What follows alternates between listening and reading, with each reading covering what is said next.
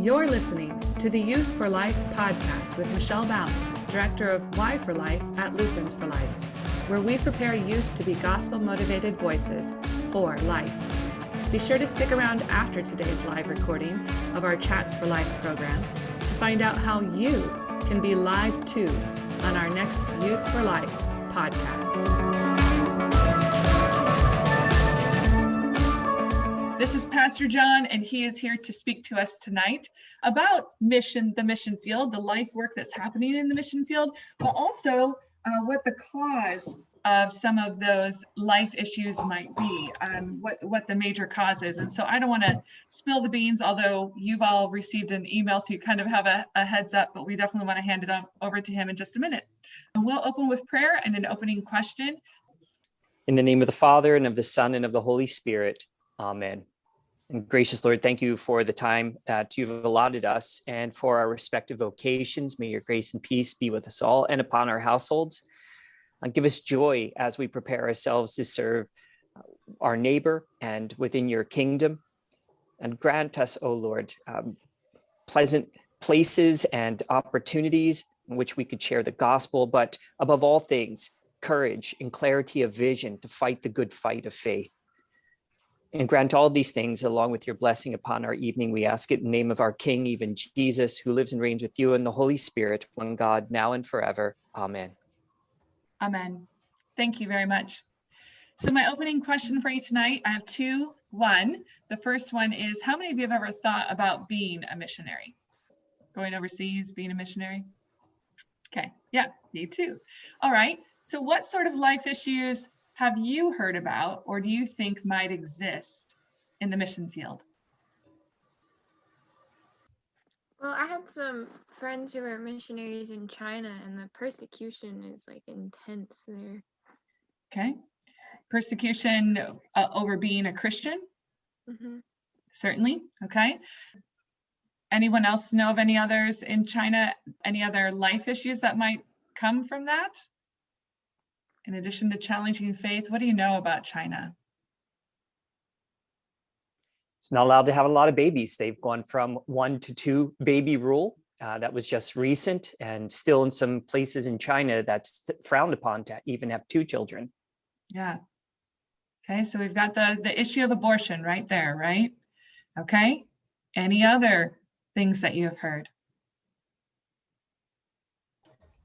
Slave labor. I've heard of some of that going on in China. Right. We hear of some of that happening in China, but that's happening in a lot of other places as well, right? Okay, good. In Russia, right next to the Baltic region, the principal means of birth control is abortion. The average woman will have between 4 and 5 abortions each. Wow. That is a shocking number. All right, I'm going to go ahead. It looks like, okay, so we have a little information about China, but let's go ahead and hand it off to our expert. Having been overseas a number of times and served in a variety of ways, Pastor John is going to be a wonderful speaker tonight and a wealth of information for us as we look at life issues overseas and maybe what's contributing to them. So thank you very much for joining us this evening. It's my pleasure. Okay, so the talk that I'm going to give tonight, I would advise having a piece of paper, pencil, and then take down questions, or if there's something that you would like to have illuminated, go for that. So I'm a philosopher by nature, and the focus of this study came from my time at the Pentagon. I'm still in the military. Presently, I'm at Marine Corps base, Quantico, just south of Washington, D.C. I'm here for several weeks making, again, big picture evaluations. That's what I do for the Marine Corps. And this was one about, we were looking particularly at the screen generation and the issues of identity and how disaffected they were from the usually governing paradigms that gave people meaning, significance, personal identity. Things like the Constitution and the Bill of Rights, which our military members don't even read. And yet they're swearing to support and defend this with their own lives, or alternatively, the church or the family, 2 major institutions from a disciplinary society that have deteriorated.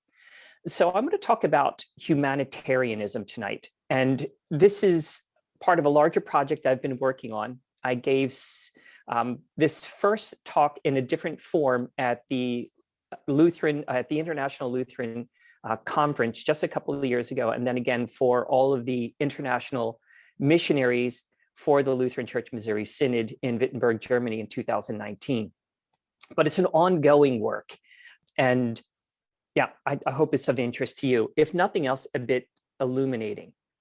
So how many of you may be reticent to tell your neighbors about their need for Jesus because they basically lead a good life? No, they don't send their kids to a Christian school, but they send them to the public school system and state-run places and such.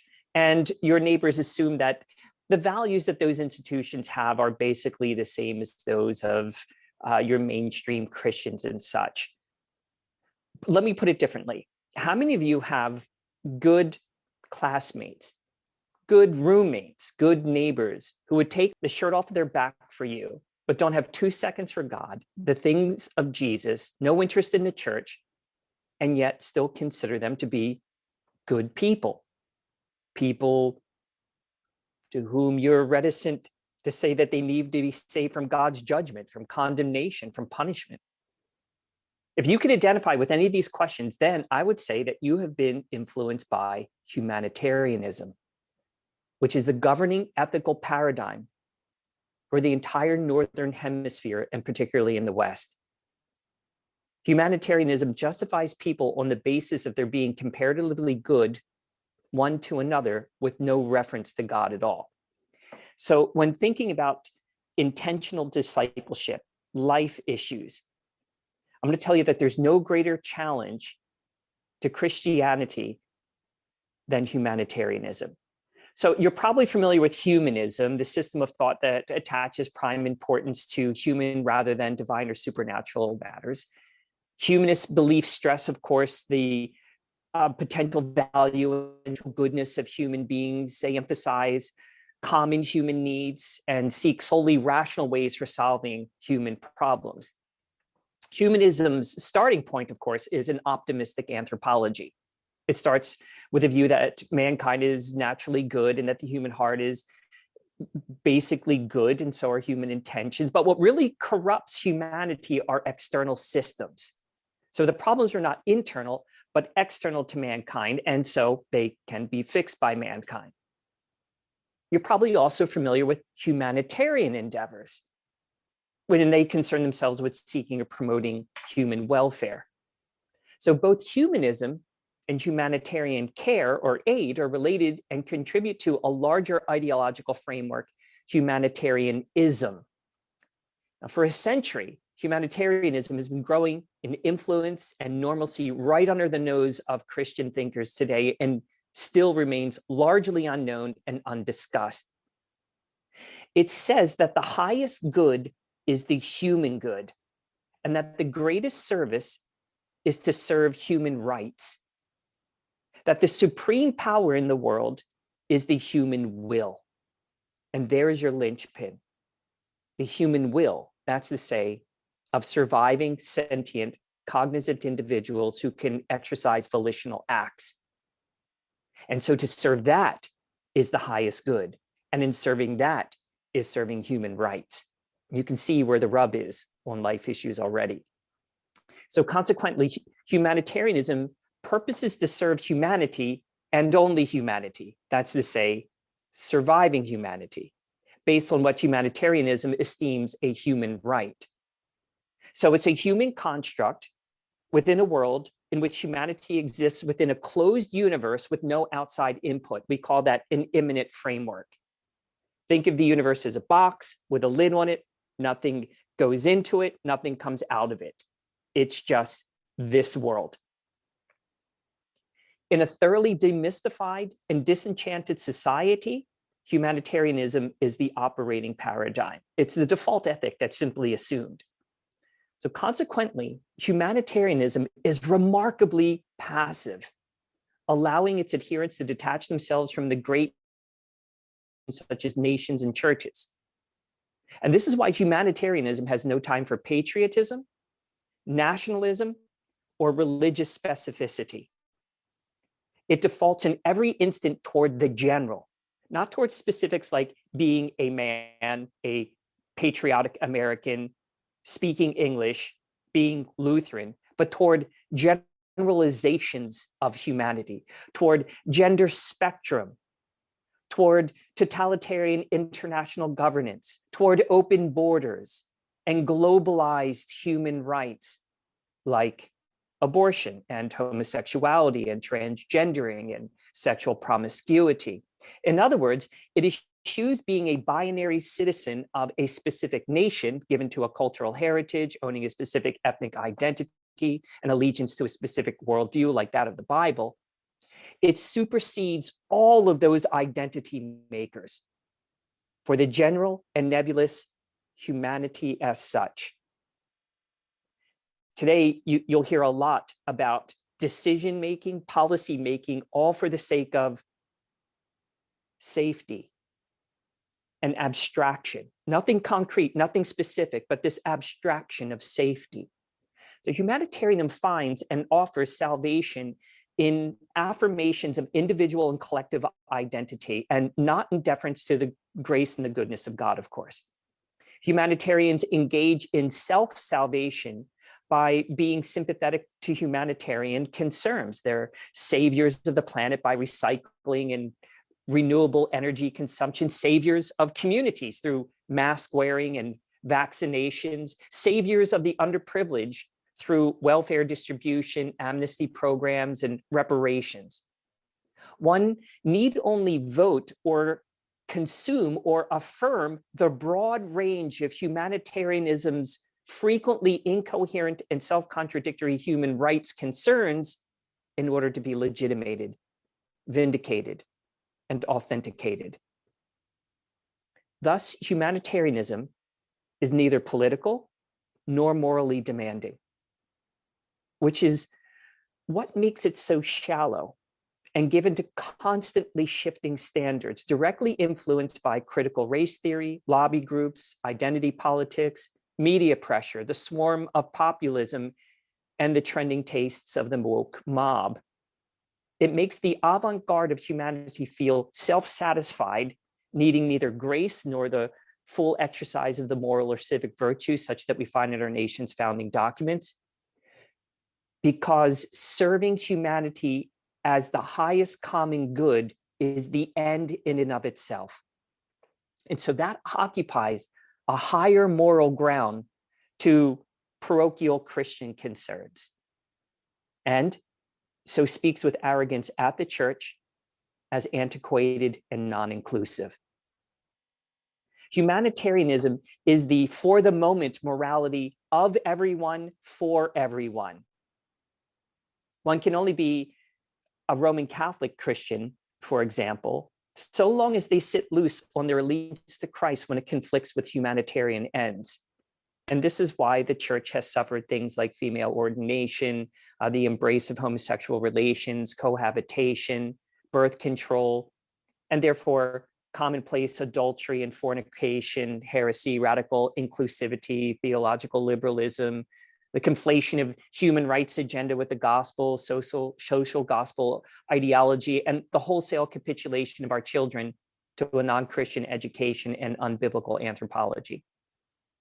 In other words, what it posits as a religion is basically this: love your neighbor as yourself.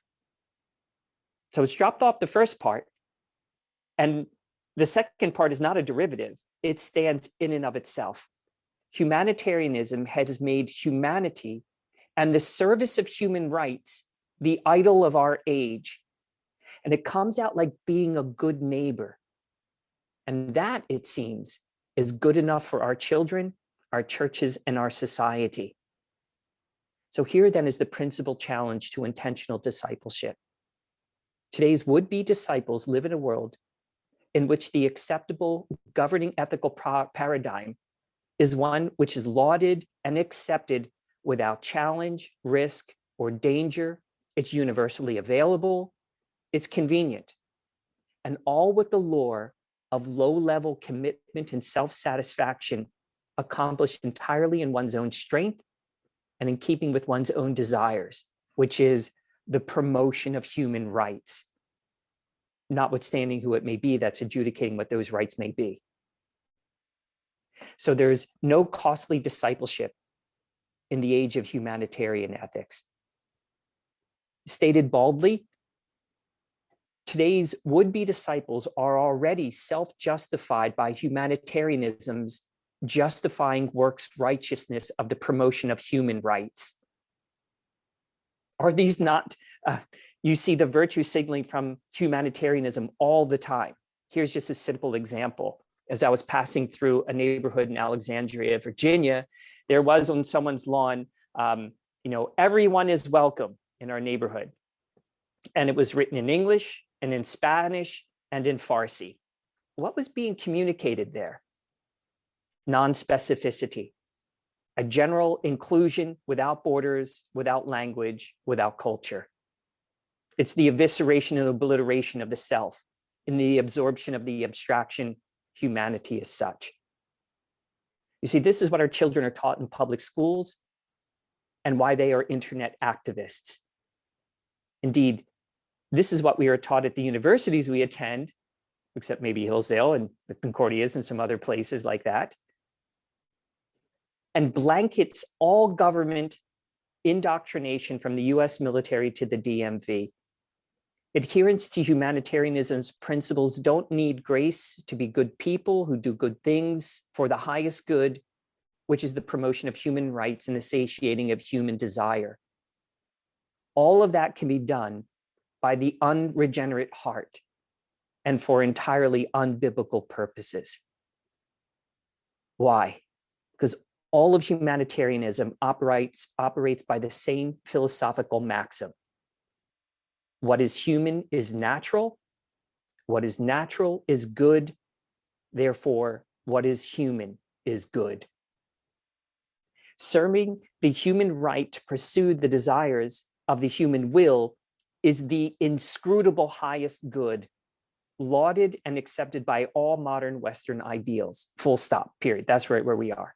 It's no wonder that catechesis is a lost art, and children within purportedly Christian households go without baptism through high school graduation, Holy Communion is neglected as unessential, and confirmation is all but dead in the church.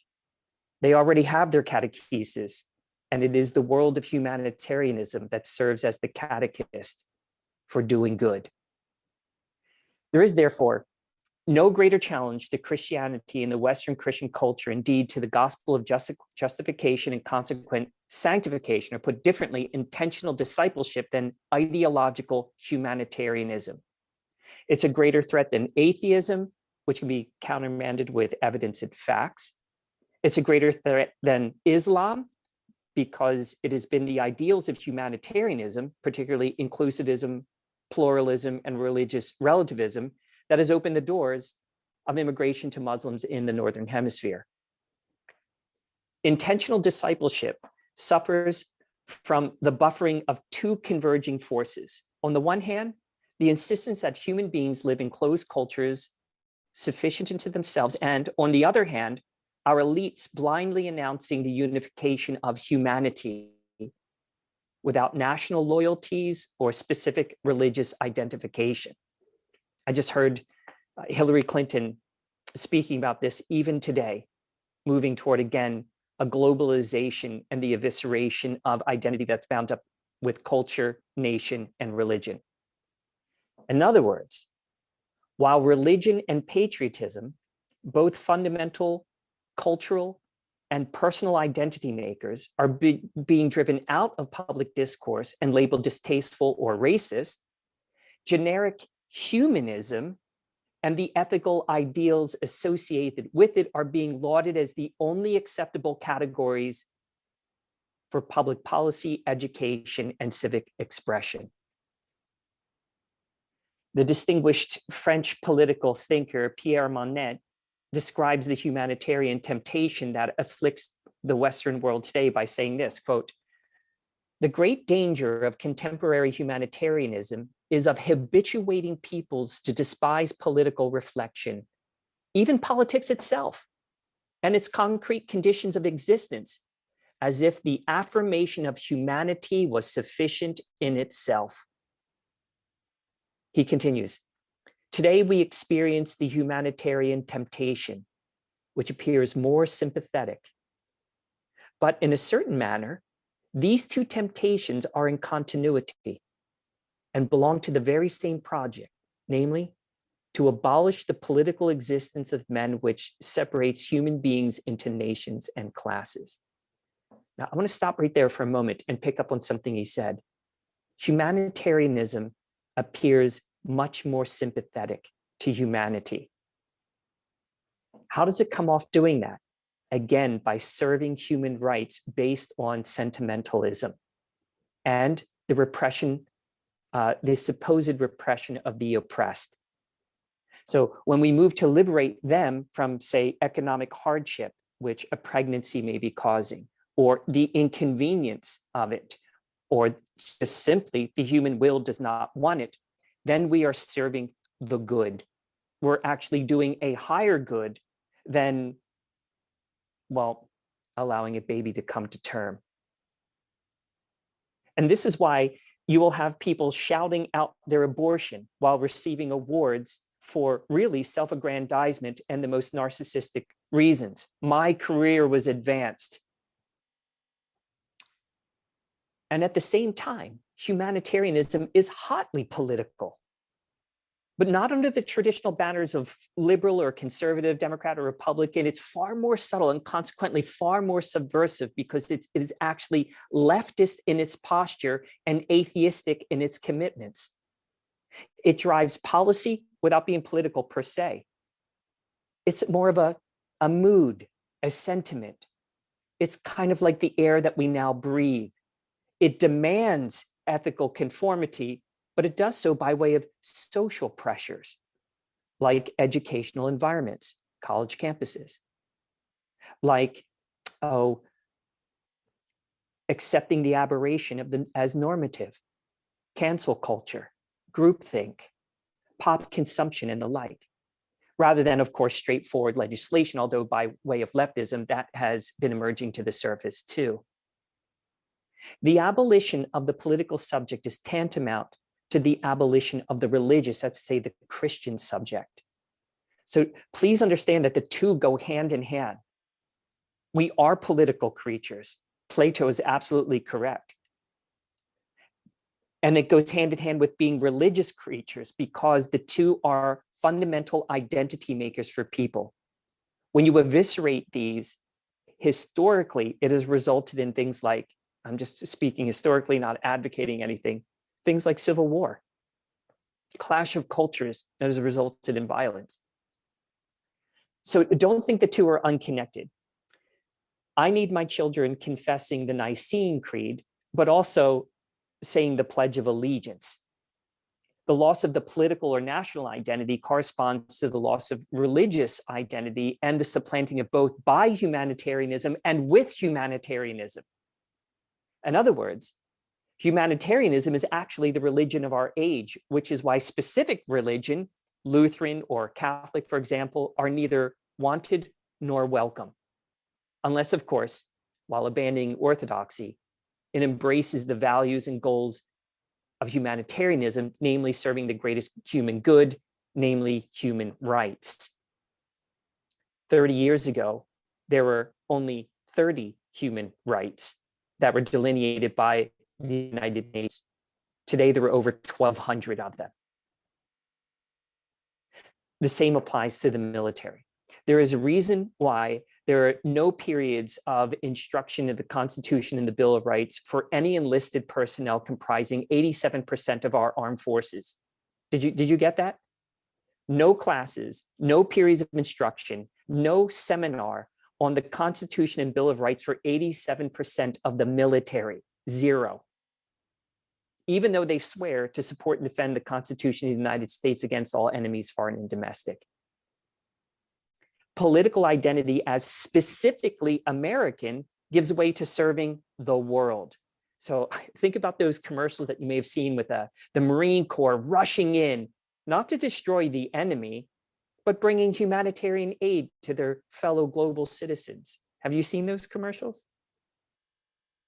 If Christianity or American nationalism embraces humanity as its sole object of love, service, and purpose, then by all means, it is welcome to take a seat at the table. If not, then it is castigated as white supremacist, insurrectionist, indeed, even the very enemy of humanity.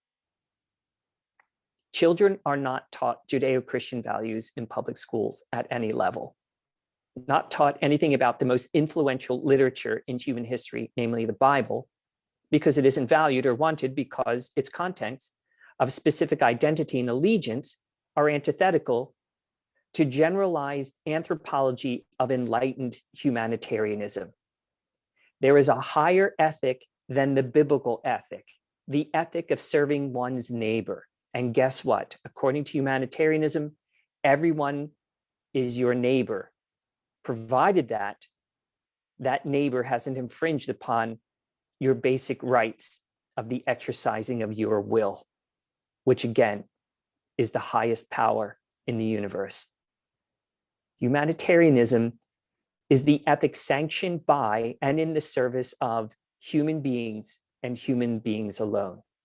God has been rendered redundant, so there's no point in making an appeal to the imago Dei, everyone being created in the image of God or having the image of God.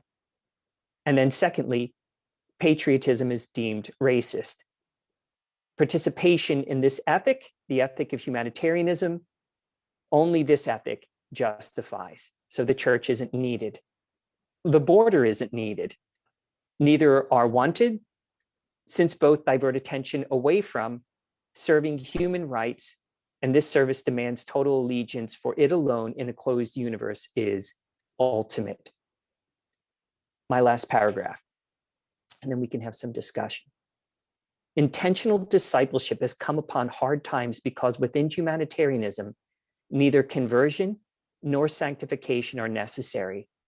Indeed, they're not only unnecessary, but are both denominated as divisive bigotry to humanitarianism, who's serving a more noble purpose.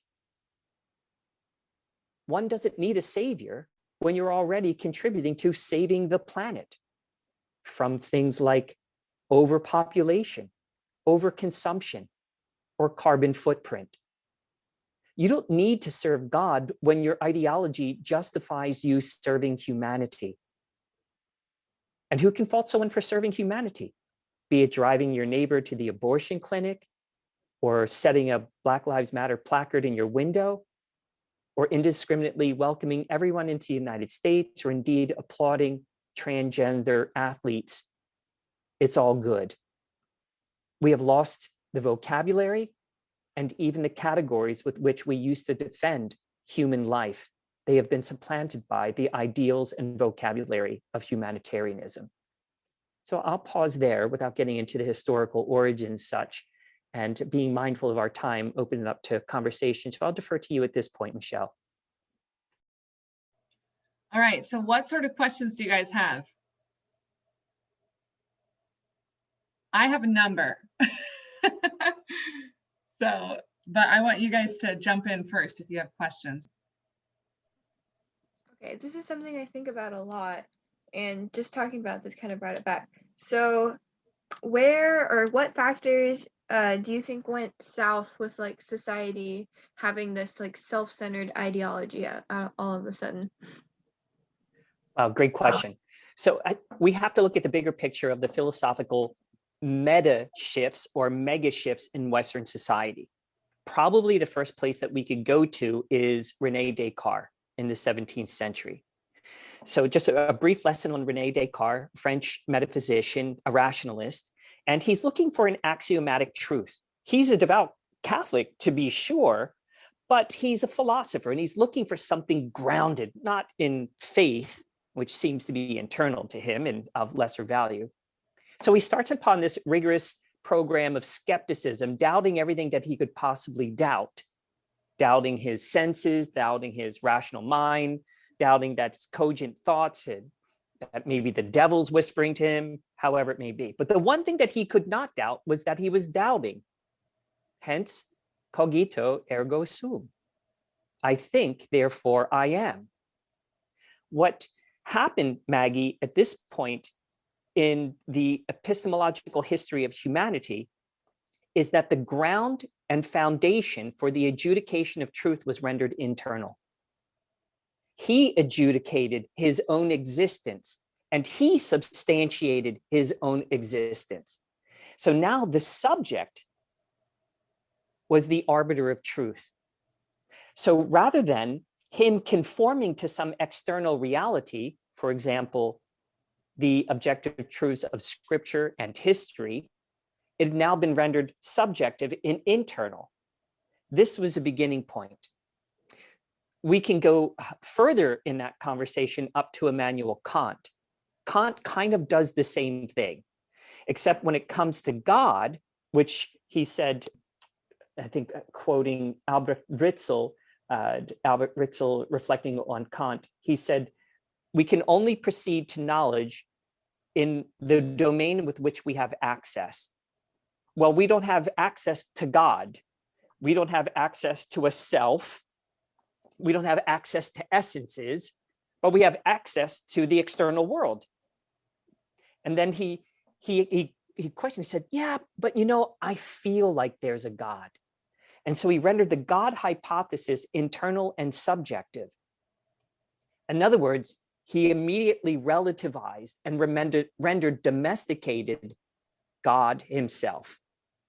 Now, of course, the existentialists threw down and they wanted to save the self, but God got kicked to the curb.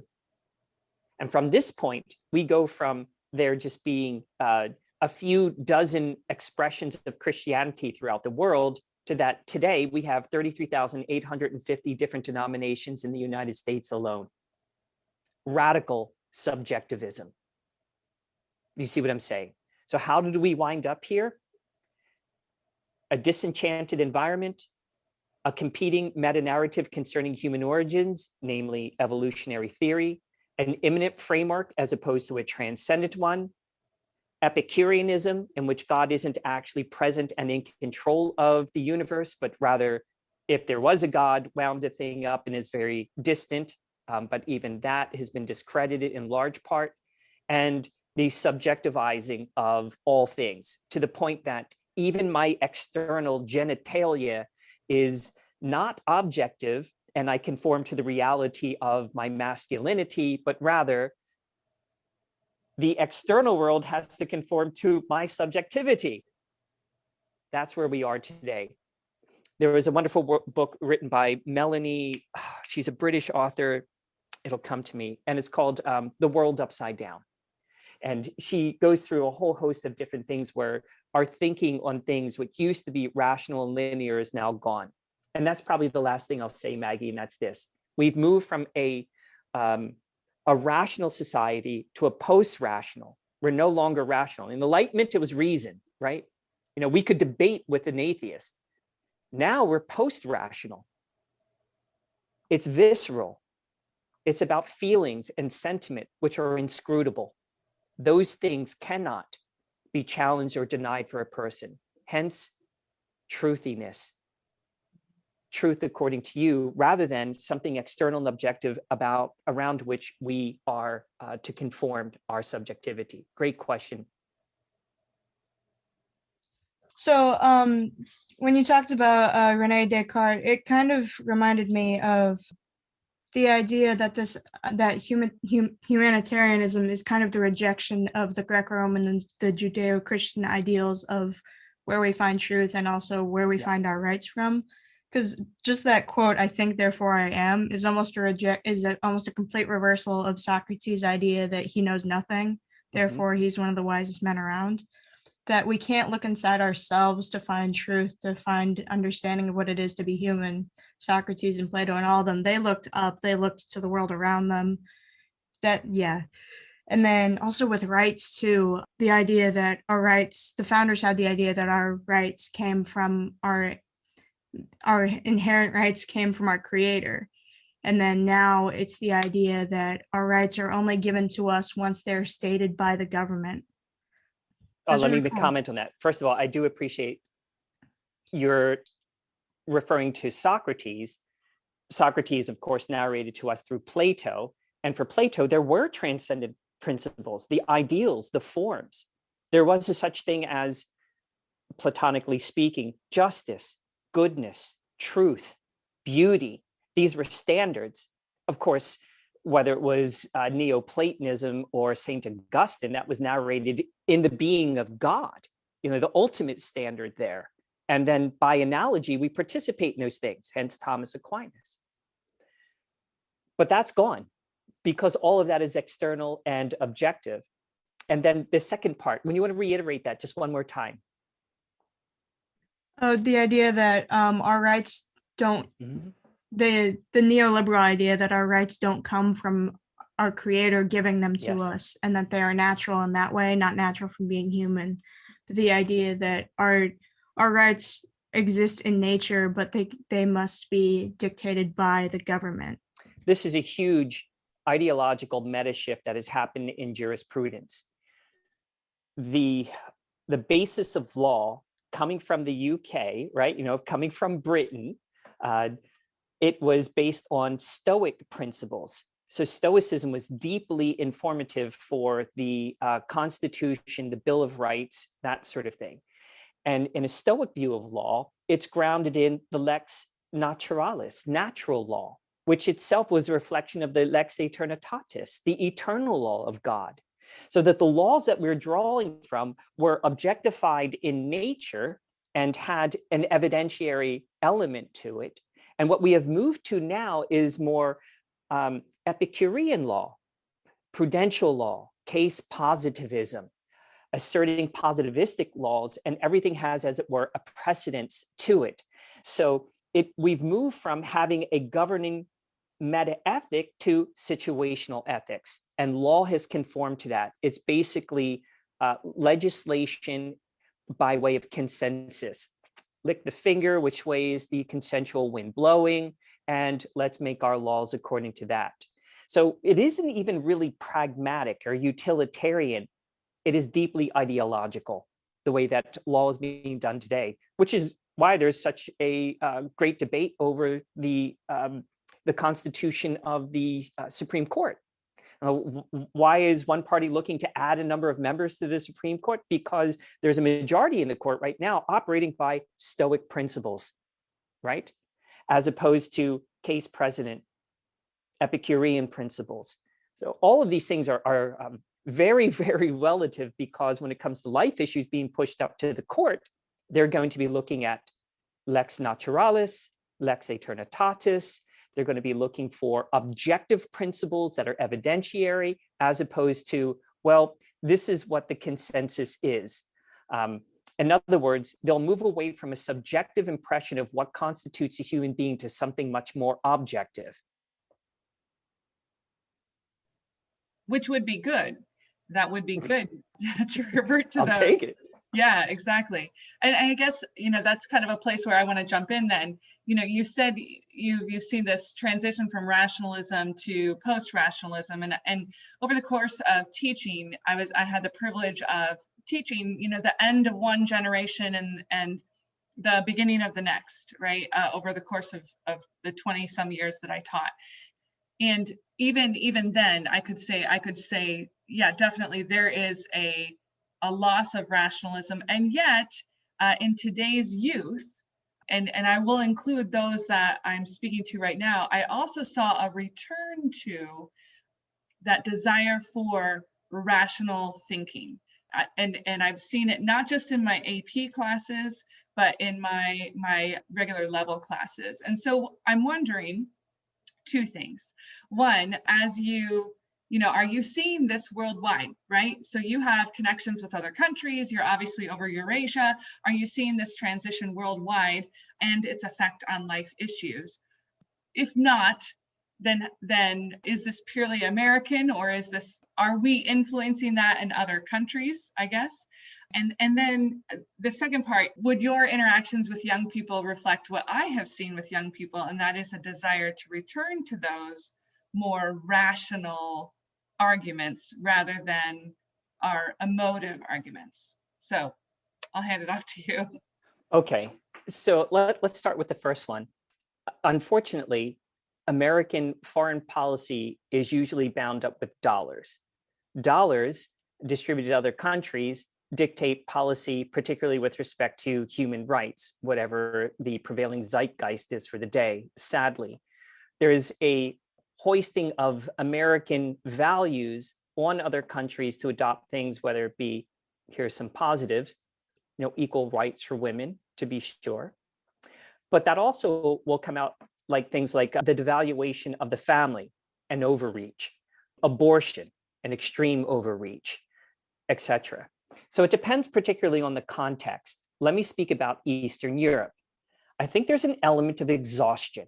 And what I mean by exhaustion, that in Eastern Europe, highly intelligent people who still read things like books. You guys have heard of them, right? They read books and it's a conversationalist culture.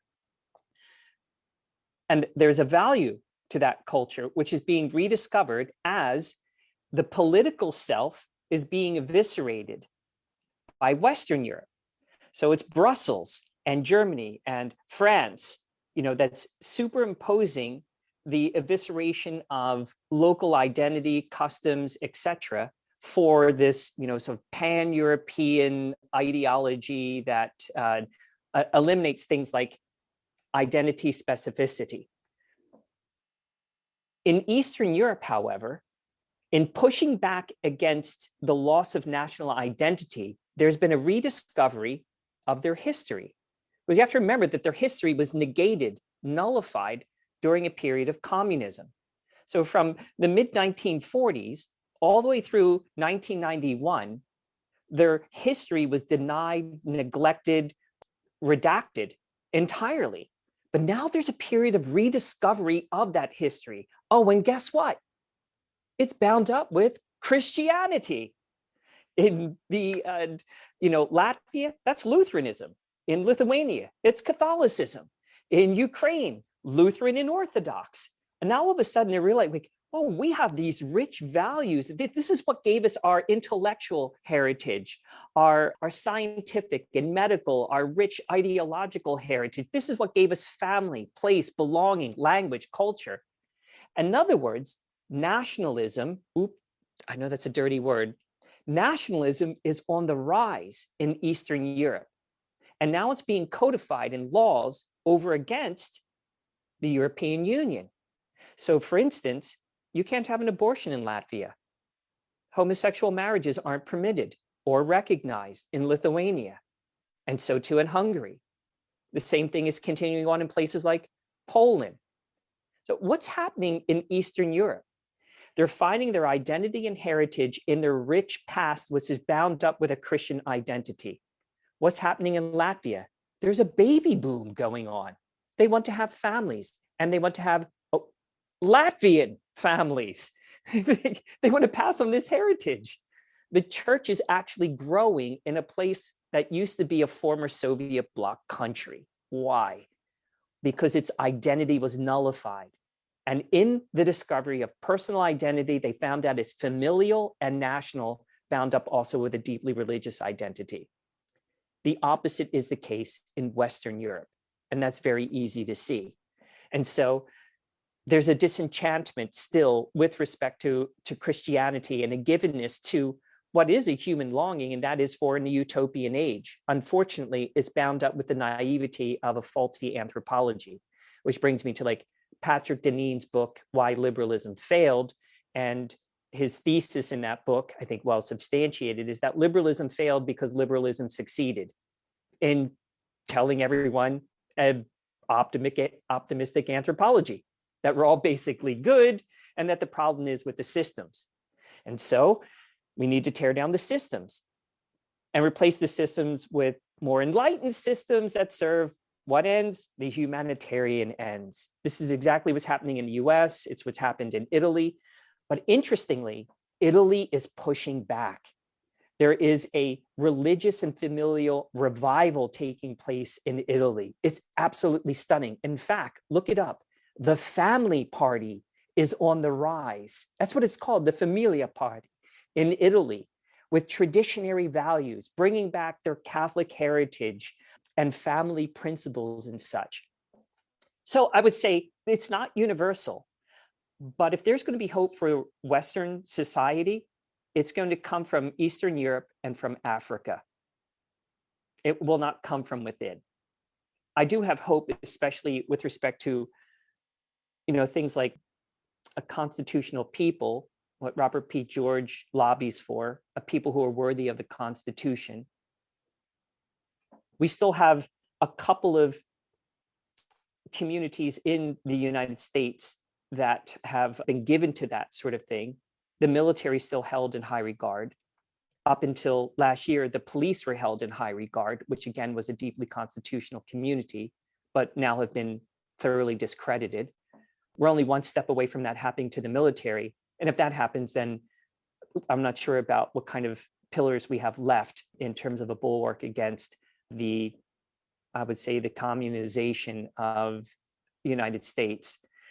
Notwithstanding, I'm not here to wring my hands over such things. I am optimistic. I'm optimistic because the lies are so blatant and easy to identify. If I could recommend a book for any and all of you, it would be Rod Dreher's Live Not by Lies.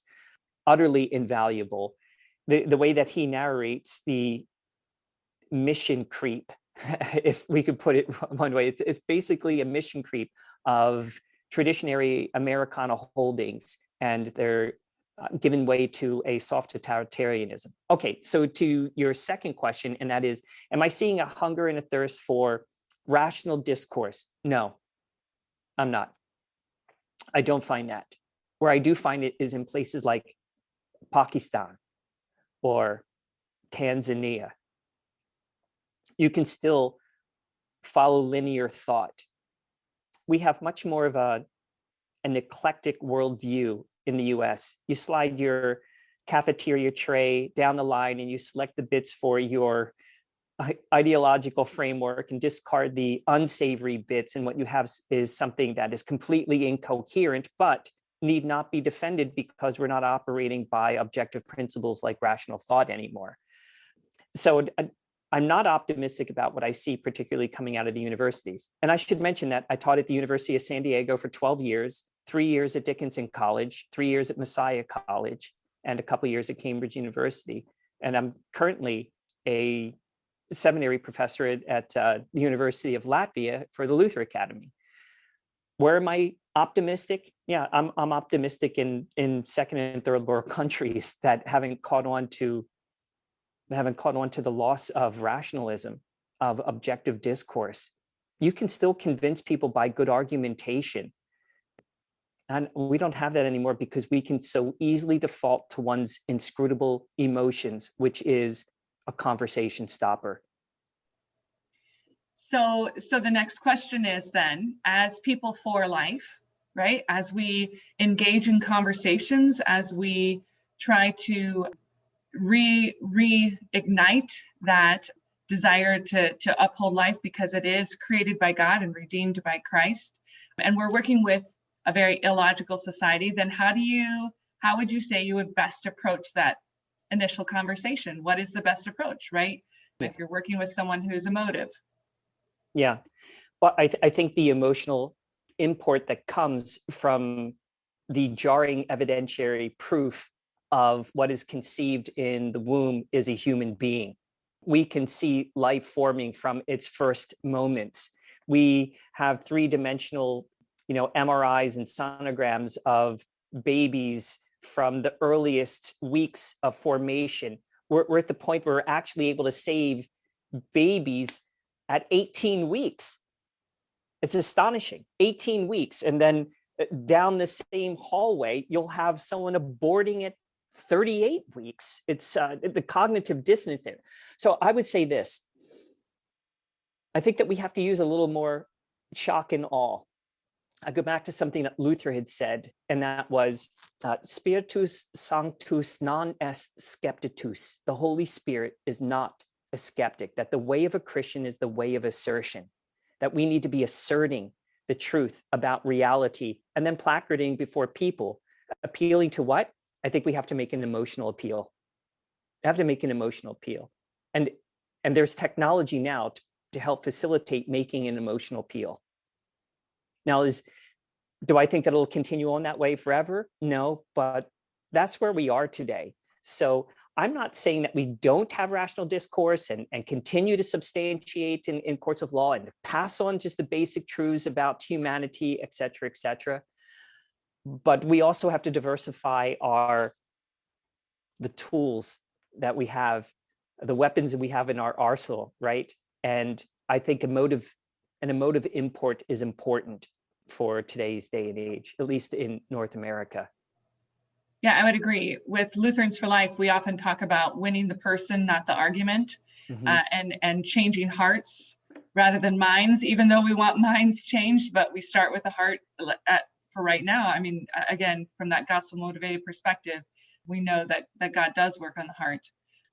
The voices we need to hear most from are women, though, because in a day and age of identity politics, men are almost without a voice or are illegitimized in terms of having any kind of voice with respect to life issues anymore, which is a shame because we have a wholesale capitulation regarding accountability and responsibility there. That's an issue for another day. But I applaud all the women right here. Like, it's your voices that matter. You have something that is inscrutable, and that is a womb, that you are pregnable, that you are fertile. Like, you can speak with a degree of authority and validity with which most men simply have no option, no ability to do so. Even though, by way of analogy, we can, and by way of the truth of it, such that like Ben Shapiro would articulate, I would cede to, but he's easily dismissed because of identity politics. And real quick, we need men like you to stand right alongside and support, and to be the husband and the father, right? That values life. Let me just add one more thing, just because it's on my mind. I'm sorry, Jesse, I'm hijacking a little bit of your time here. And that is, you're exactly right. I caught my wife and her friend Michelle having a conversation about sexy men. And I was like, oh my goodness, I walked in a wrong conversation, middle-aged, balding dude, and I was like, okay, so, like, let's hear it, Gerald Butler, all greased, I just start dropping some names, and they're like, no, you got it all wrong. I said, well, then what's a sexy guy? And he said, the father playing with his kids in the park.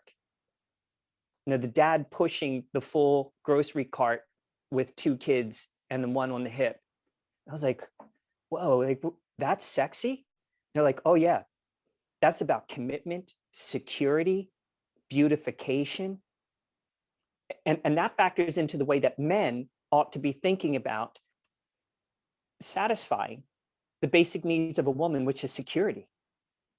Abortion is like the explosion of all security. I mean, it's like the evisceration of all things. And so, what you said about any guys that we come across, we need men of bravery that champion things like commitment, fidelity, that sort of thing. All right. I was just going to ask if you see that, because I was originally going to ask about cognitive dissonance with the idea that, you're fully dedicated to the human rights and yet you're depriving another human. But then you mentioned the fact that the disconnect is where we see that they don't view the human in the womb as a human. So is that where you think that the major disconnect is identifying that as human life? So I hear what you're saying there. There is a disconnect because that life cannot assert any kind of right? So a right there needs to be ascribed or prescribed to it. And that just isn't happening, which is to say this: I don't think that it's secularism that yields consumerism, but rather it's consumerism that begets secularism. In other words, there's a very much an economic or fiduciary consideration with respect to the justification of abortion and the non-assertion of prenatal right. And in other words, it's an easy conversation about economics and value, right? So now we've moved into the realm of the ascribing of value that's predicated upon things like a calculus of not only happiness, but quality of life quotient, And all of these things have some kind of numeric identification. This is something I'm also concerned about, is the quantification of everything. And when we have a quantification of everything, like you're all getting grades, right? So you're taking courses, a number of courses to accumulate a particular number so that you can graduate a particular number. And with that number, you use that number to apply to a school to get into a number. Like it's all, even you have a love quotient, for crying out loud. If you go onto like, I don't know, Squarespace or something, is that still a thing? I don't know. Like you're trying to find your life mate and you're like, hey, your love quotient is 3.6, so you're looking for someone compatible there. That we're losing the human element. There's something far more dynamic, far more human, and that's called love. There's an epistemology of love that has been lost from the entire narrative that doesn't even factor in. Why? We live in a completely consumeristic culture, which dominates the vocabulary, dominates the categories. Yeah, so I'm troubled by that. And so would you say that it's that inability to participate in society and assert one's own rights and participate in humanitarianism that leads to individuals such as, the unborn child or the individual with disabilities to be dehumanized? Yeah, it's a thoroughgoing dehumanization. So not only have we disenchanted nature and demystified, well, the universe, we've done the same thing with life itself. It's merely a biological outcome, right? All that you are is a bag of chemistry that eventually fizzles out, and better to recycle it biologically underneath an elm tree than to incinerate it or something that effect. Yes, this is all about dehumanization. And isn't this part of the problem? Think about where we are in terms of society. A macroevolutionary paradigm and the cult of progressivism has brought us to a point where present day humanity does not have value because the future of humanity is in the future, which devaluates the present and illegitimizes the past. So the future of humanity is post-human. Hence, we're in a transhuman stage, right? We need to reinvest humanity with value in the here and now. And that has to happen in evidentiary ways. Within the family, husbands and wives that stay together, extolling the value of family. The parish that I had in San Diego, Grace Lutheran Church, we built that church on basically two principles: proclamation of the gospel and proliferation in the marriages. Have babies. We prayed for babies. We extolled mothers. We made big deals. Time for baptism, I wasn't just like the perfunctory baptism. It was, Negro spiritual, down to the river to pray, the whole congregation processing from the outside in, gathered around the font. It was a glorious event. The first disclosure of the name, what is the Christian name of your child? And it wasn't riven from some, video game. It was like Saint Joseph, for crying out loud. And what I'm saying is this, is that we have to be extolling it in the present. We can't cast it off for the future. Part of the way that we raised our children, 3 daughters and a son in that order, is your vocation right now is to be a disciple, a sibling, and a citizen, right? Disciple means also school. But when you go off to college, you may have the vocation of the pursuit of a spouse. Like, go off to college, go into your profession, looking for a husband, looking for a wife. We have that conversation. But also try to exhibit what the joy is in a family in the present, right? And to celebrate that, to celebrate life when it does happen. And this cannot be just, there's this curious thing taking place, like the gender reveal parties, right? Now, isn't this something like it's sort of a basic need externalizing itself and being cause for celebration? Conception has happened. The pregnancy is carrying through. It looks like it's going to come to term. Let's celebrate. We have a boy, we have a girl that's coming. And yet, in the same society, we have the silence, the slinking away to the abortion clinic. I mean, the tension there is so thick, but we have to extol life. We have to celebrate it. And especially when it comes to fruition.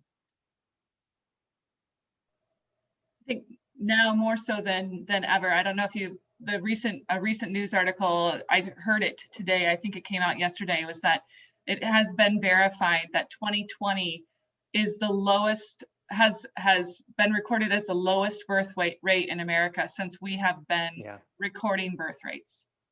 And that's, again, very, very scary on many levels, but you're right, that lifting up of family is incredibly important, and rejoicing in family. So really quick before I ask a question, I want to say that I was in a conversation with someone on the street about abortion, and they kept going back to this idea of cognition that you were talking about, is that what is cognition, because cognition is where life really begins. And just that disconnect of, I had no idea what she was talking about. Like, I asked her if she meant like the impulse of brain waves and everything, and it's just a huge disconnect. And also with the idea of guys being in the pro-life movement, I was talking to a few guys, and they hadn't heard the idea that guys can talk in the pro-life movement, even though they're men. Like, I asked them if they were pro-choice or pro-life, and they basically just said, "Oh, we don't have a say, right? I don't really have an opinion because I can't." And I had to kind of talk them into it about why the important role for men is to be the protectors, to be the support.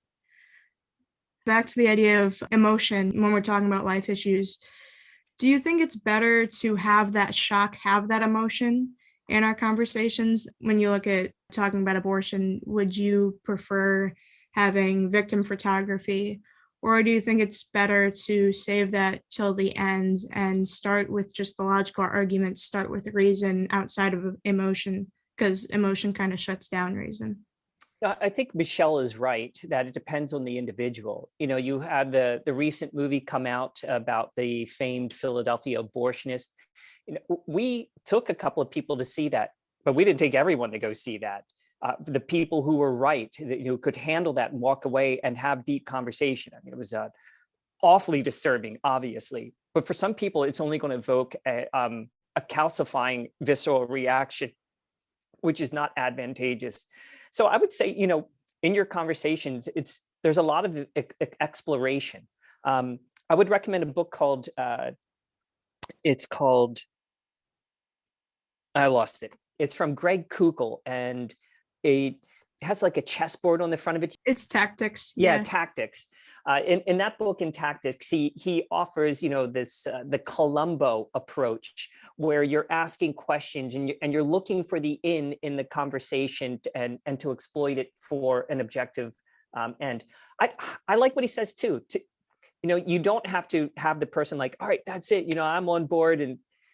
But if you just leave a pebble in their shoe, just enough for them to limp away thinking about a particular issue, that we've done enough in that particular moment. So, you know, not everyone, as he says, is a good closer, but everyone can leave a pebble in someone's shoe.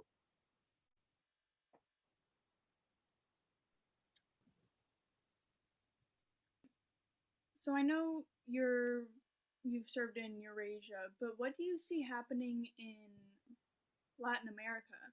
Because they're very much still church and state, but then, I mean, you have countries like Argentina that have made some pretty radical changes. Uruguay is very much the anomaly in Latin America with being very secular. But then you have, I think it's Brazil is the bigger Lutheran church body there. Yep. Yeah, so I just wanted to know how you see them having that conflict, because Yeah. it's still church and state. I love this question, Nicole. So I did a long period of study to go and present to the Latin America missionaries in Punta Cana in 2019 for their annual missionary retreat. And I find Latin America a bit of an enigma. I don't know which way it's going to go. There's an inherent conservatism that is there because of its Catholic Pentecostal roots. Pentecostalism, however, tends to fizzle out after third and fourth generations, right? You know, we're seeing that in North America. So I don't know if there becomes a disenchantment with it. You know, Catholicism didn't do evangelization, it did Christianization throughout Central and South America, which is why the conversion rates were so syncretistic, right? So you've got Pachamama, who is at the same time the Blessed Virgin Mary, right? That all the local deities have become, Saint Joseph, Saint Christopher, et cetera, et cetera. So there wasn't a thoroughgoing ownership of what has been historically Christianity in terms of its Orthodox theology. This is why I think Lutheranism is really making good inroads in places like Argentina and the Dominican Republic and elsewhere.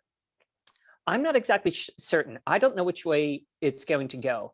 I'm hoping that the anomaly of Uruguay, that was a good example, remains the anomaly. It is the most atheistic, agnostic country in the world, surprisingly, right there in South America. I don't think that bodes well. But what have they embraced wholeheartedly? Humanitarianism. But humanitarianism doesn't have a hopeful end. It may give you like a joyful life, but then that peters out. And what they're seeing in Uruguay, just like they're seeing in other countries that have embraced humanitarian ends, is a lack of proliferation. Just as Michelle had pointed out, there's not another generation to sustain that society, or it's dropping off, at least proportionately. So I don't know. I would have to defer to someone who's got greater knowledge of that. You may want to ask Ted Cray, who's down in Santiago. He would, I think, have good insight. So tell me, if you don't mind, it's your particular interest in South America. Do you have some Spanish, or are you interested in perhaps engage in missions in South or Central America? My fieldwork supervisor right now, Rachel Joseph, and her husband just took calls to Uruguay. Okay.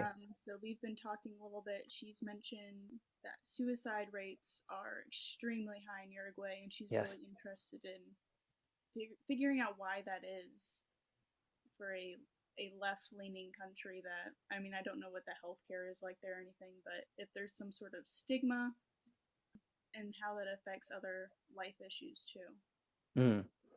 Well, very interesting. I'm glad that you've got an interest that way. I'm sorry I couldn't contribute much more than that. Jump in right there too. Sure. And the suicide rate does have that tie to humanitarianism, because of course when we devalue life, the individual, then end of life becomes a question mark, right? We're seeing more and more states in America say that physician assisted suicide is okay because quality of life is not what it should be. Again, that mathematical, should we value this life or not? But in addition, then that trickles down, right? So you see that in states that have legalized physician-assisted suicide in America, you also see that suicide rates go up in those states. That is not a coincidence, right? So when we devalue life at the beginning, when we devalue life at the end, then we have who gets physician-assisted suicide and who gets suicide prevention, right? And where does that line lie? So it's, again, I think very tied to the culture. Yeah, I was just curious, where do you see America going then from here? Like you mentioned that in Eastern Europe, they sort of are having a revival of like their history and their heritage ideologically, but do you think that'll happen naturally here, or are we going to move towards sort of like a globalization that makes us unstable as a country? Or my sense of things is that Americans will become exhausted, that what we're seeing today with respect to leftism isn't representative of what resonates with Americana, with American ideology. So if the last election was any indication, I think that there may be a lurching toward, and I'm not saying this so much about political ideology as social and familial holdings. There was a lurch toward the right. Every single conservative candidate in the House won their seat. Plus they picked up, 13 or 15, maybe it was even 17 additional seats, plus gubernatorial, plus a couple of state Senate houses. In other words, despite all of the deluge of anti-conservative, anti-right rhetoric, the country itself shifted that way. notwithstanding what happened in the presidential election. Literally at every other level, it went in the opposite direction. So that's a curious thing. It's a very curious thing. I think that there is this increased alienation and isolation that's happening, but there's also an awareness now of, and a conversation about the limits of social media, the effects of learning on the internet and so on and so forth. And Americans are starting to raise their voices a bit. So I have an element of optimism about what could take place in this country. But the problem is that once you have not just political machinery, but once you have corporate machinery partnering together for the implementation of policy, you're moving toward totalitarianism. That's to say that voices get squeezed out and such, which is why I say that we need to be a people worthy of the Constitution. But when 87% of our military isn't even reading what the Constitution, has never read it, that doesn't bode well for the future. We can't have an ignorant populace defending the very founding documents of our country. I do have a concern, and this relates to something that Michelle had said. In 1960, there were so few teenage suicides that it didn't register a government statistic. By 1987, it was the second leading cause of death. Today, along with drug overdose, it's the leading cause of death for age 26 and under. Why are we killing ourselves in alarming rates? And it has to do with, again, a hopelessness. And this factors into constructionism. Ideological constructionism is where you construct your own worldview. And in humanitarianism, it's all good. So if I kill myself, I get to construct where I go. I build the narrative myself. And in killing myself, I go to a better place. I go to a better thing. Why? Because there's nothing objective to tell me otherwise. It's all subjective and constructionist. This is not helpful for society. And I think this is where the gospel needs to come back in with assertion. However, we've had so much of defamatory Christianity in progressive ideology that has compromised the gospel for humanitarian ends, human rights, social gospel. And then, of course, it doesn't help to have the scandals within the Roman Catholic Church with pederasty and homosexuality all through not only the priestly ranks, but the bishop ranks, and then the church paying out countless billions of dollars. All of this has been to the defamation of the church and the non-hereditary or the traditioning of the church and her values. So what do I think needs to happen? I really like the ideology of Edward Burke. He advocates little platoons. You have to start in the locale in which you find yourself, your family, your church, the PTL, the softball league, whatever it may be. And then you begin to build your census there. We presently have a house up in North Idaho, and we're seeing it really galvanizing up there. Traditionary business consortiums, education. When we came back from Latvia and went up to North Idaho in the first week of August, we never put a mask on. There was no social distancing, nothing closed. The unemployment rate is in the 2%. Businesses are flourishing. Home prices have gone through the roof. It was just a different mentality, a different approach. And churches are springing up everywhere. Parking lots are packed so we did a church plant. We're like, this seems like a good time. Let's start in our kitchen. And then we moved to a garage, and now we're renting a church. It took no time at all. But people are coming there for something very, very specific. Traditionary values that are bound up also with a national identity where there's meaning and significance. In other words, there's hope, unlike with humanitarianism, which gives us a utopianism, which is going to yield the exact same utopian deceit that we saw with socialism in the past, except that they got wise.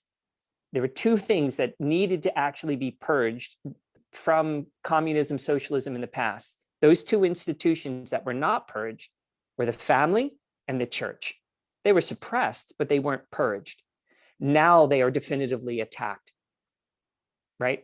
We have had done the undoing of the family with homosexual marriage. We've had the complete undoing of the family now with transgendering adoption, et cetera, et cetera. And then so too, the church has been thoroughly defamed as now something antithetical to, well, humanitarian values.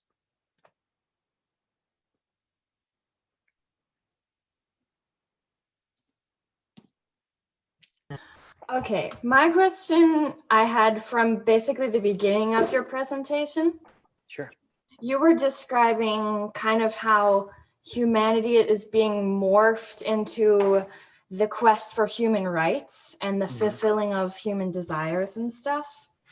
And I agree with that, but also I'm seeing so much, political polarization or just age polarization, all sorts of sorting into different identities that people are now embracing as their own self is within whatever group they construct to. So I'm wondering how that fits into the humanitarian quest you were talking about.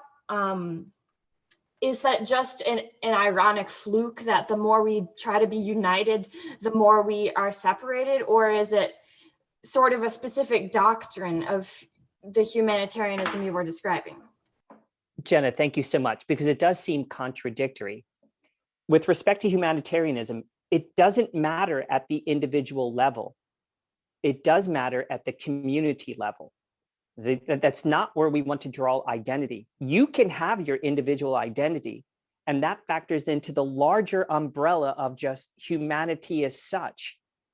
So in your general umbrella of humanity as such, you're actually drawing your rights from like, hey, I'm a person just like everyone else. I have rights just like everyone else. And that's where it draws from humanitarianism. In other words, it's the general that gives the individual their particular rights, just so long as those rights are not competing with or set over against, much less above, humanitarianism. So you can be religious just as long as you don't assert your religion over the humanitarian, because that is more general.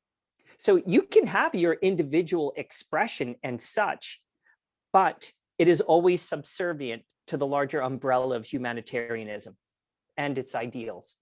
Is that helpful? So it looks like it's being ultimately humane, it's being ultimately inclusive, but the fact is, it is legally exclusive, particularly of those with any sort of values that are antithetical or claim a superiority to humanitarianism. So the global right, the woman's right, is abortion, right? But you can have the individual right not to have one.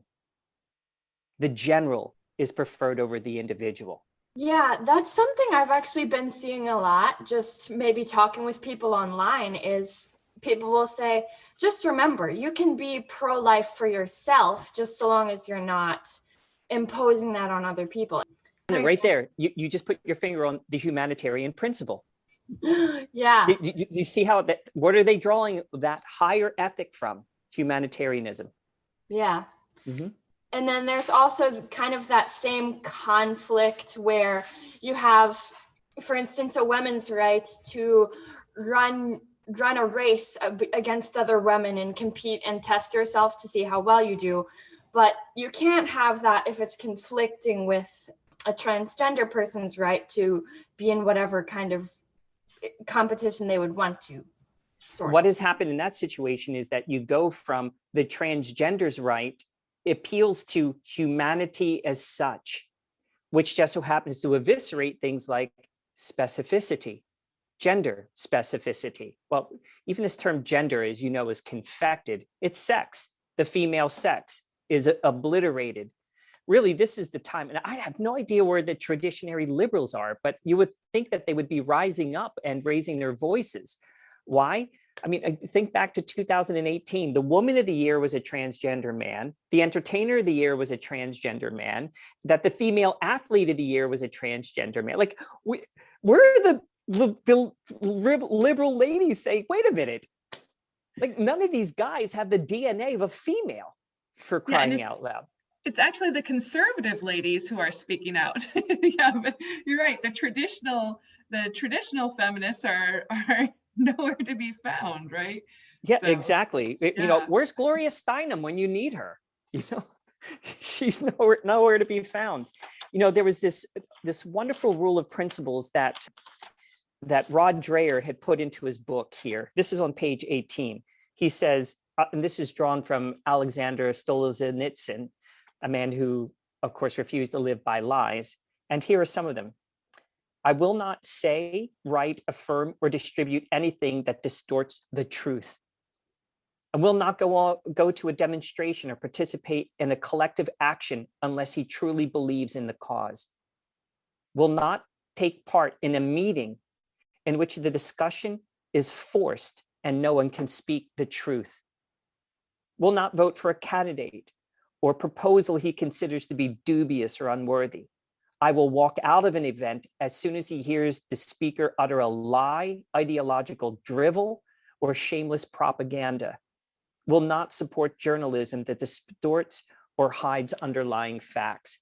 I'm sorry, I've done plenty of transgendering counseling in my day. I actually interviewed every single transgendering person in the United States Marine Corps and wrote up a proposal for the Commandant of the Marine Corps that went to the President of the United States. How did we handle that situation? Well, the president didn't want to come right out and say, okay, no transgenders. So he grandfathered the transgendering. And you would think that we're talking about hundreds and hundreds of people in the Marine Corps transgendering. You know how many there were? 6. 6 in the entire United States Marine Corps. And all 6 of them were males transgendering to female. And so this is the way that it was handled. It said, you're not a female until you're fully a female. So we will not register you in DEERS, which is the identity department for the military. You will not be registered as a female until you're done the transgender, which is to say you're obligated to maintain the standards of your gender until you fully transgender. So what happened was taking the female hormones was reducing muscle mass and strength for all of these men who were transgendering. You fail 2 PFTs or a PFT and a CFT, your physical fitness and combat fitness test back to back, and you're administratively separated from the military. That's the way that handled. But in my personal counseling all the time, because remember, the parish I served was in the 2nd most densely populated homosexual community in North America. We had transgenders in our parish. I would not use a lying pronoun. I couldn't do that. In the military, I would not use their pronoun. I'm sorry, you're Lance Corporal Smith. I don't even have to use a first name or a preferred gender or something to that effect. And then I would deal with them in ways that had to do with ontology, right? You may change your outward accidents, but the essence, the DNA, the chromosomes are still this. And then put it on them. How are you dealing with the ontological reality that you biologically and definitively are your birth sex? How are you handling that? How do you deal with that psychologically? Rather than asking me to conform to it, I want to know how you are dealing with the lie without putting it in those particular terms. But this is how it has to be for us. We cannot live by lies. We have to be, like Luther said, asserters of truth. And you know what? In today's day and age, I'm going to tell you guys, it's going to come with cost. It's going to come with some cost. I've found myself embroiled in a few character assassinations and my reputation besmirched. I don't have my job at the University of San Diego because of the review of one of my peers who said, Dr. Bombaro teaches his subjects with excellence. The problem is he teaches them as if they were true. That was a comment on the course at a Roman Catholic university, and the course was Christianity and its practice. How's that? So I no longer had my job at the University of San Diego, a Christian school, because I was espousing Christian beliefs in a Christian course, for crying out loud. So we have to own it. discipleship's going to become more and more costly. So what do? We galvanize ourselves in those little platoons that Eric Burke had talked about. We find ourselves spouses that own the truth as well. And really, like, the most detrimental thing that you could possibly do is, just as scripture says, be unequally yoked with some unbeliever. That will make life exceedingly challenging. So my parents, and well, technically I was there too, were missionaries in Germany. So my mom did her deaconess internship there. My dad was in the military. He was also chaplain while we were in Germany. And we have like still some contacts with people who live there. And they said like the amount of like Iranian forms to their services and are baptized, they're having like 20 baptisms each Sunday because of the amount of Christians that are converting when they're coming to Germany. Because they, as much as I'm not a humongous fan of open borders or whatever, they do come to Germany because they're sick of the way that the Islamic, like, everything is going on, which isn't something that people want you to know when they glorify Islam, is that there are like these huge amount of conversions in, well, not America, which kind of throws it off the situation. Also wanted to make a point that when you talked about like the 2020, like the low birth rates or whatever, like I have a feeling like 2021, all like the quarantine babies probably have like a little bit of a spike in like the birth rates this year just because of all like the current, I call them quarantine. And third, I know there's a lot of points I'm getting. In my applied doctrine class I'm in right now, at my high school, we're working with, I don't know if any like the Del Tackett's Truth Project, and we're going through like each part. And one of the things that we talk about, like, if with all the historical problems, like even like when I'm in economics, I think about this too. Like you can trace like every single basically every single problem to the lack of a godly outlook on life. Because we talked about this with economics and applied doctrine totally, like the welfare state is when, like, that's kind of what threw everybody off. And that was where the lack of the Christian foundation of a family set everything off its rocker. So even like when we talk about like school shootings or whatever, like what was that one year that was like 2017 or something, like all but one of the major school shooters had a father, like did not have a father in the home. So like every situation we can trace back to like without a biblical foundation. I like what you had to say about a lot of those conversions are Farsi people. We've just sent 2 teams of missionaries into our region to work specifically with Farsi people. One of our challenges has been that we can't get the men trained for holy orders to become Lutheran priests because at Oberrussel, at the German seminaries, you have to have impeccable German, right? And that's just simply not happening. So we fired up a new seminary, that one in Riga, Latvia, and are opening a satellite at the old Latin school in Wittenberg, precisely so that we could target these people will provide TESOL for them, English as a second language, for free. And then we'll get them into the seminary programs. And the one thing you can say about Americans, gosh, we've got generosity. There will be Americans that support these students. And we can train a seminarian for €1,000 a year, which is literally, nowhere in the world can we do this. How are we doing it? Well, we're having our LCMS missionaries do the teaching that keeps the overhead really low because we're provided that way. Yeah, so I hear what you're saying there, and they're all really valid points.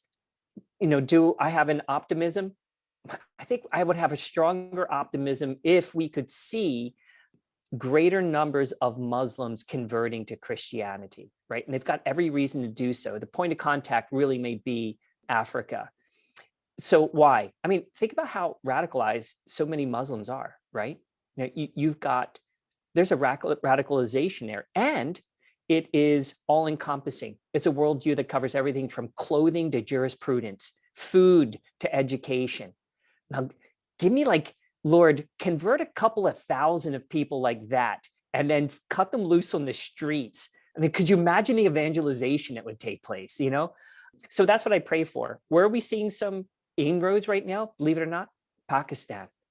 Pakistan, we're seeing some inroads, but the only place in Pakistan that has religious freedom is Islamabad. Once you get outside of the territory of Islamabad, you've taken your life into your own hands. At that point, you could be killed, and Christian pastors are killed frequently there and stuff. But, to see, let's see some Muslims converted. Let's pray for the conversion of the Muslim world. That would be something that would be absolutely tremendous. So, well, thank you for your family service over in Germany. All right. I think it looks like we probably don't have any more questions. And so we want to thank Pastor John very much for being here and talking to us tonight. Thank you very much. All right. Thank you, Michelle. Thank you, everyone. God bless you. Thanks for joining us for today's life topic. Check out whyforlife.org or email Michelle at whyforlife.org to find out how and when you can go live with us at our next Chats for Life session. Or join us next time, right here at Why for Life Podcasts, where youth learn how to be gospel-motivated voices for life.